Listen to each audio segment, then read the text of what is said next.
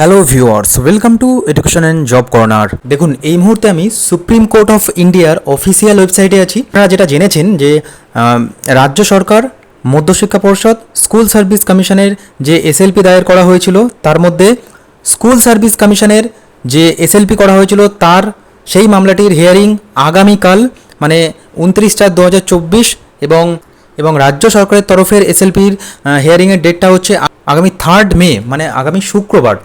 তো তার মাঝখানে আপনারা জানেন যে বিভিন্ন সংগঠন এবং যোগ্য চাকরি প্রার্থী মঞ্চ যারা আছেন তারাও কিন্তু এসএলপি করতে চলেছেন, কিন্তু তারই মাঝখানে আরেকটি গুরুত্বপূর্ণ খবর উঠে আসছে। সেখানে দেখবেন যে এখানে যারা যোগ্য গ্রুপ সি গ্রুপ ডি প্রার্থীরা আছেন তারা কিন্তু অলরেডি এসএলপি দায়ের করে ফেলেছেন। এখানে আপনারা ডেটটা দেখবেন যে 27/4/2024 এখানে এসএলপি দায়ের করা হয়েছে এবং এখানে পিটিশনার নেম, রেসপন্ডেন্ট নেম ইত্যাদি ইত্যাদি আছে। এখানে দেখবেন Sujoy Sardar versus the state of West Bengal, এখানে ডায়েরি নাম্বার, এখানে দেখবেন যে রেসপন্ডেন্ট হিসাবে কিন্তু the state of West Bengal, secretary school education department, Bikash Bhavan, এবং এখানে বাকি ডিটেলস কিন্তু এখনও পর্যন্ত আপডেট হয়নি।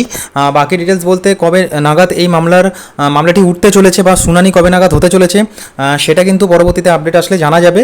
তো এটাই বলবো বারবার করে যে আপনারা যারা যোগ্য প্রার্থী আছেন হতাশ হবেন না। যোগ্য প্রার্থীদের জন্য অবশ্যই ন্যায় বিচার সুপ্রিম কোর্ট থেকে আসবে, কারণ যোগ্য প্রার্থীদের কাছে যথেষ্ট এভিডেন্স আছে এবং সেই ক্ষেত্রে কিন্তু স্কুল সার্ভিস কমিশনকে এই বিষয়ে যথাযোগ্য সাপোর্ট করতে হবে এবং তার জন্যই কিন্তু সবাইকে এগিয়ে আসতে হবে। তাহলেই কিন্তু যারা যোগ্য শিক্ষক শিক্ষিকা এবং অশিক্ষক কর্মীরা আছেন তাদেরও পিঠ বাঁচবে এবং যোগ্য চাকরি প্রার্থীরাও ছিলেন বা আছেন রাস্তায় যারা আন্দোলন করছিলেন তারাও কিন্তু সুযোগটা পাবেন। পরবর্তীতে দেখা যাক কি আপডেট আসতে পারে। পরবর্তী কোনো আপডেট আসা মাত্রই আমি অতি অবশ্যই আপনাদেরকে শেয়ার করব। ধন্যবাদ।